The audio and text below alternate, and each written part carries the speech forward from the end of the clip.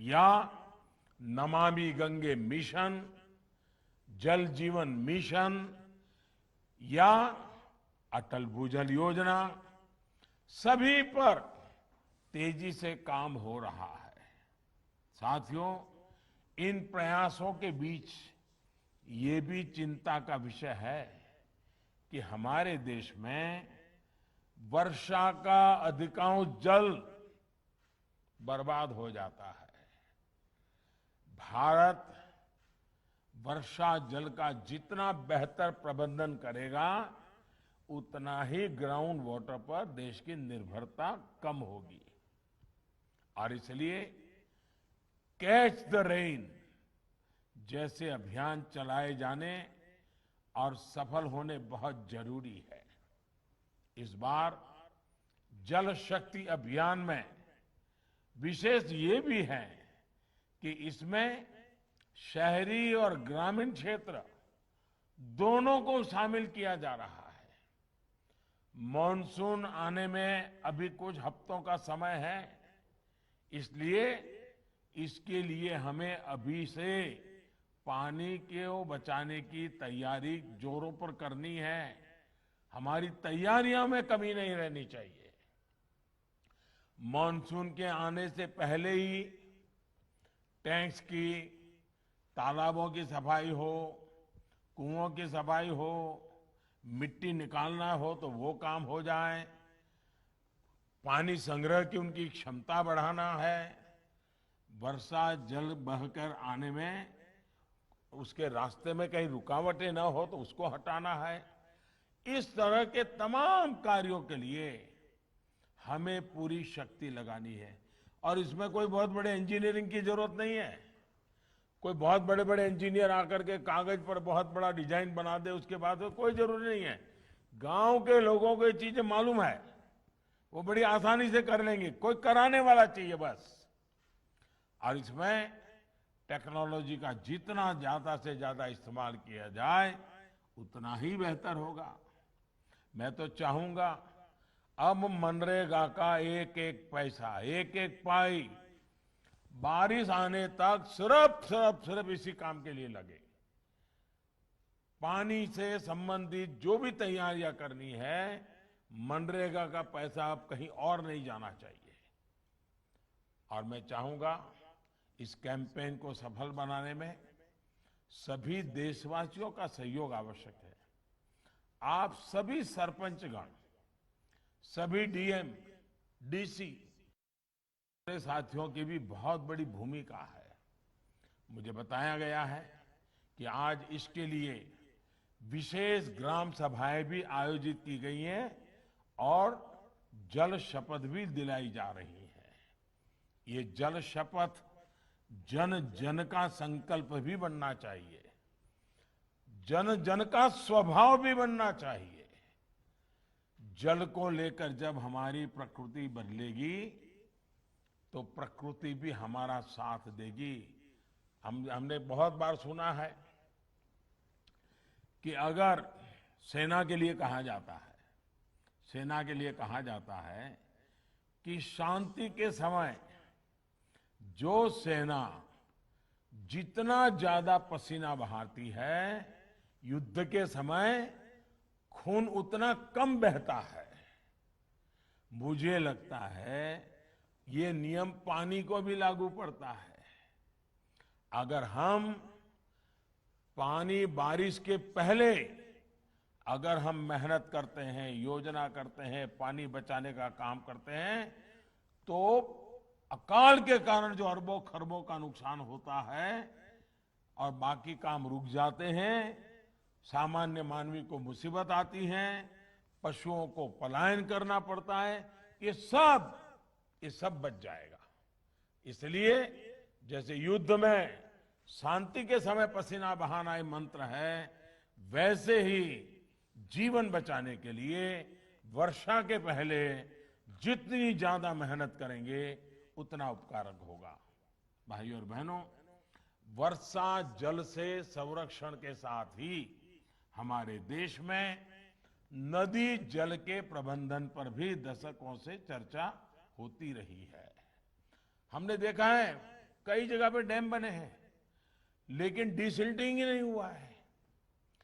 अगर हम थोड़ा डिसिल्टिंग करें, उसमें जरा जो इंजीनियर है उनके मार्गदर्शन में करना चाहिए, तो भी पानी ज्यादा रुकेगा। ज्यादा रुकेगा तो ज्यादा दिन चलेगा। और इसलिए उसी प्रकार से हमारी नदियां, हमारे कैनाल, ये सारी चीजें हैं, बस करने की जरूरत है। देश को पानी के संकट से बचाने के लिए इस दिशा में अब तेजी से कार्य करना हम सबकी जिम्मेवारी है। केन बेतवा लिंक प्रोजेक्ट भी इसी विजन का हिस्सा है। मैं मध्य प्रदेश और उत्तर प्रदेश, वहां के दोनों मुख्यमंत्री, दोनों सरकारें और दोनों राज्यों की जनता, आज मैं उनको जितनी बधाई दूं उतनी कम है। आज इन दो नेताओं ने, इन दो सरकारों ने इतना बड़ा काम किया है, जो हिंदुस्तान के पानी के उज्जवल भविष्य के लिए इस स्वर्णिम पृष्ठ से लिखा जाएगा। ये मामूली काम नहीं है। ये सिर्फ एक कागज पे उन्होंने साइन नहीं किया है, इन्होंने बुंदेलखंड की भाग्य रेखा को आज ये नया रंग रूप दिया है। बुंदेलखंड की भाग्य रेखा बदलने का काम किया है। और इसलिए ये दोनों मुख्यमंत्री, उन दोनों राज्य की सरकारें, उन दोनों राज्य की जनता बहुत अभिनंदन के अधिकारी है। लेकिन मेरे बुंदेलखंड के भाइयों, आपकी भी जिम्मेवारी है। इस काम में इतना जुटिए, इतना जुटिए कि ये केन बेटवा का काम हमारे आंखों के सामने पूरा हो जाए और पानी हमें दिखाई देने लगे, हमारे खेत हरे भरे लगने लगे। आइए मिलकर के करें हम। इस प्रोजेक्ट से जिन जिलों की लाखों लोगों को, किसानों को पानी तो मिलेगा ही, इससे बिजली भी पैदा होगी, यानी प्यास भी बुझेगी और प्रगति भी होगी। भाइयों और बहनों, जब प्रयास भगीरथ जितने बड़े हो तो हर लक्ष्य प्राप्त होता ही है। और आज हम देश में जल जीवन मिशन में भी ऐसा ही होते देख रहे हैं। सिर्फ 1.5 साल पहले हमारे देश में 19 करोड़ ग्रामीण परिवारों में सिर्फ 3.5 करोड़ परिवारों के घर नल से जल आता था। मुझे खुशी है कि जल जीवन मिशन शुरू होने के बाद इतने कम समय में ही लगभग 4 करोड़ नए परिवारों को नल का कनेक्शन मिल चुका है। इस मिशन की भी सबसे बड़ी खासियत ये है कि इसके मूल में जन भागीदारी है, लोकल गवर्नेंस का मॉडल है। और मैं तो कहूंगा, और मेरा ये अनुभव से मैं कहता हूं, ये जल जीवन मिशन में जितनी ज्यादा मात्रा में बहनें आगे आएगी, जितनी ज्यादा मात्रा में बहनें इस जिम्मेवारियों को लेगी, आप देखिए पानी का मूल्य माताएं बहनें जितना समझती है ना, वो और कोई नहीं समझ सकता है। माताओं बहनों को पता होता है अगर पानी कम है तो घर में कितनी मुसीबतें झेलनी पड़ती है। अगर उस मां के हाथ में पानी की व्यवस्था देंगे, उस बहन के हाथ में पानी की व्यवस्था देखें, आप देखिए ये माताएं बहनें ऐसा परिवर्तन ला करके देती, ऐसा परिवर्तन ला करके देगी जो शायद हम सोच भी नहीं सकते हैं। आप सभी पंचायती राज के साथी भली भांति जानते हैं कि इस पूरे प्रोग्राम को गांव ही संभाल रहे हैं, गांव ही चला रहे हैं। विशेषकर मैंने पहले कहा उसी प्रकार से हमारी महिलाओं के नेतृत्व में इसको आगे बढ़ाइए। आप देखिए परिणाम मिलना शुरू हो जाएगा।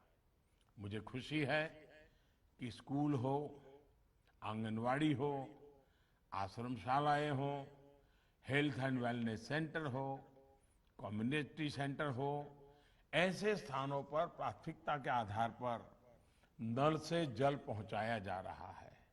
साथियों, जल जीवन मिशन का एक और पहलू है जिसकी चर्चा कम ही होती है। हमारे यहाँ आर्सेनिक और दूसरे प्रदूषणों से पानी जो कुछ प्रकार के एलिमेंट युक्त होता है, केमिकल युक्त होता है, ये बहुत बड़ी समस्या है। दूषित पानी के कारण बहुत तरह की बीमारियां लोगों का जीवन तबाह कर देती है। उसमें भी हड्डियों की बीमारी जीना मुश्किल कर देती है। इन बीमारियों को अगर हम रोक पाएं तो अनेक जीवन बचा पाएंगे। इसके लिए पानी की टेस्टिंग भी उतनी ही जरूरी है। लेकिन अगर वर्षा का पानी बहुत बड़ी मात्रा में बचाएंगे तो बाकी जो ताकत है वो कम हो जाएगी। आजादी के बाद पहली बार पानी की टेस्टिंग को लेकर किसी सरकार द्वारा इतनी गंभीरता से काम किया जा रहा है। और मुझे इस बात की भी खुशी है कि पानी की टेस्टिंग के इस अभियान में हमारे गांव में रहने वाली बहनों बेटियों को जोड़ा जा रहा है। कोरोना काल के दौरान ही 4.5 लाख से ज्यादा महिलाओं को वाटर टेस्टिंग की ट्रेनिंग दी जा चुकी है। हर गांव में कम से कम 5 महिलाओं को पानी टेस्ट करने के लिए ट्रेन किया गया जा रहा है। वाटर गवर्नेंस में हमारी बहनों बेटियों की भूमिका को जितना अधिक प्रोत्साहित किया जाएगा उतना ही बेहतर नतीजे मिलना तय है। मुझे विश्वास है कि जन भागीदारी से, जन सामर्थ्य से हम देश के जल को बचाएंगे और देश के कल को हम फिर से एक बार उज्जवल बनाएंगे। मेरा एक बार फिर देश के सभी नौजवानों को, सभी माताओं बहनों को, सभी बच्चों को, लोकल बॉडीज को, सामाजिक संस्थाओं को, सरकार के विभागों, सभी राज्य सरकारों से आग्रह है कि जल शक्ति अभियान को सफल बनाने के लिए हम सब एक संकल्प लेकर के आगे बढ़े। आने वाले 100 दिन पानी की तैयारी, जैसे घर में बड़े मेहमान होकर आने वाले हो, जैसे गांव में बारात होने वाली हो, तो गांव कैसी तैयारी करता है। महीने भर पहले से तैयारियां शुरू हो जाती है, बारात आने वाली। ये बारिश आने के लिए पूरे गांव में ऐसी तैयारी होनी चाहिए। भाई बारिश आने वाली है, चलो भाई पानी बचाना है। ये एक प्रकार का उमंग, उत्साह ये शुरू हो जाना चाहिए। आप देखिए, एक बूंद बाहर नहीं जाएगा। और दूसरा, जब पानी आता है तो फिर दुरुपयोग करने की आदत भी बन जाती है। मेरा आग्रह है, पानी बचाना जितना जरूरी है उतना ही पानी विवेक बुद्धि से उपयोग करना भी जरूरी है। इसको हमें कभी नहीं भूलना चाहिए। मैं फिर एक बार आज विश्व जल दिवस पर, वर्ल्ड वाटर डे पर पानी को लेकर के इस जागरूकता अभियान को, और जिन सरपंचों ने, जिन्होंने धरती पे काम किया है, जिन नौजवानों ने धरती पर पानी के लिए अपना मिशन बनाया है, ऐसे अनेकों लोग हैं। आज तो मुझे 5 लोगों से बात करने का मौका मिला, लेकिन हिंदुस्तान के कोने कोने में ऐसे लोग हैं। ऐसी सारी शक्तियों को नमन करते हुए आइए हम पानी के लिए प्रयास करें, पानी को बचाने के लिए हम सफल हो और पानी हमारे धरती को पानीदार बनाए, पानी हमारे जीवन को पानीदार बनाए, पानी हमारी अर्थव्यवस्था को पानीदार बनाए। हम एक ऊर्जा से भरा हुआ राष्ट्र बन के आगे बढ़े, इसी एक कल्पना के साथ आप सबका बहुत बहुत धन्यवाद। महोदय, जल संचयन और जल संरक्षण से जुड़े सभी हितधारकों की ओर से माननीय प्रधानमंत्री जी का हम तहे दिल से आभार व्यक्त करते हैं, अभिनंदन करते हैं। और अंत में मैं बिल्कुल ये बात कहना चाहूंगी कि यदि हम लोग बरसातों के बाद इंद्रधनुष